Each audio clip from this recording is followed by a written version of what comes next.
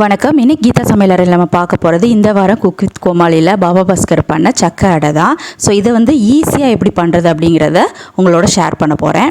So அதுக்கு first 1 cup அரிசி மாவு போட்டுக்கோங்க. அடுத்து பலாப்பழம். ஸோ சின்ன பலாப்பழம்னா 4 எடுத்துக்கோங்க. கொஞ்சம் பெரிய பலாப்பழம்னா 2 இல்லை 3 எடுத்துக்கோங்க போதும். அதை அரைச்சி ஆட் பண்ணியிருக்கேன். அடுத்து துருவின தேங்காய், ஸ்வீட்னஸ்க்காக அச்சு வெல்லம் இருக்குது பார்த்தீங்களா.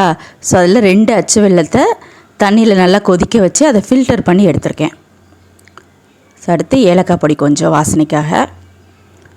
ஸோ எல்லாத்தையுமே நல்லா மிக்ஸ் பண்ணிடுங்க. இதில் அச்சு வெல்லத்தை சேர்க்குறப்போ ரொம்ப தண்ணி ஆட் பண்ணிடாதீங்க. மாவு ஒரு மாதிரி கொலன்னு ஆயிரும்.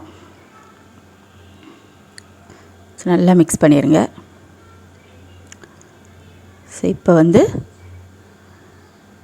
ஸோ அடை மாவு ரெடி ஆயிடுச்சு. அடுத்து பண்ணுறதுக்கு ஸ்டார்ட் பண்ணிடலாம். ஸோ அதுக்கு முதல்ல இலையை நல்லா வாஷ் பண்ணி அதில் கொஞ்சம் நெய் தடவிடுங்க. ஸோ ஒட்டாமல் நல்லா வரும். அடுத்து நம்ம பண்ணி வச்சுருக்க அந்த அடை மாவை ஒரு ஸ்பூனில் எடுத்து நல்லா அந்த மாதிரி ஸ்ப்ரெட் பண்ணிடுங்க.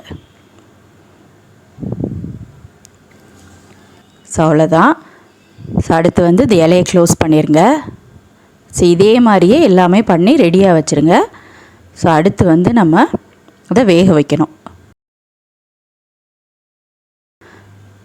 ஸோ இட்லி குக்கராக இருந்தாலும் சரி, பாத்திரமாக இருந்தாலும் சரி, அவ்வளோதான். அடுத்து இட்லி பாத்திரத்தில் தண்ணி ஊற்றி ஸ்டவ்வை ஆன் பண்ணிட்டேன். ஸோ இப்போ அந்த ரெடி பண்ணி வச்சுருக்க இந்த இலை அடையை உள்ளே வச்சிடலாம்.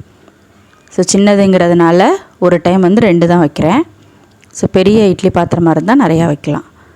ஸோ ஒரு 5 மினிட்ஸ் குக் பண்ணுங்கள். நல்லா வெந்துடும். ஸோ 5 மினிட்ஸ் ஆயிடுச்சு. ஓப்பன் பண்ணி பார்த்தீங்கன்னா ஸோ சூப்பரான சக்கை அடை ரெடி ஆயிடுச்சு. கண்டிப்பாக ட்ரை பண்ணி பாருங்கள். மறக்காமல் நம்ம சேனலை சப்ஸ்கிரைப் பண்ணி பக்கத்தில் இருக்க பெல் ஐக்கானை ப்ரெஸ் பண்ணிடுங்க. தேங்க்யூ.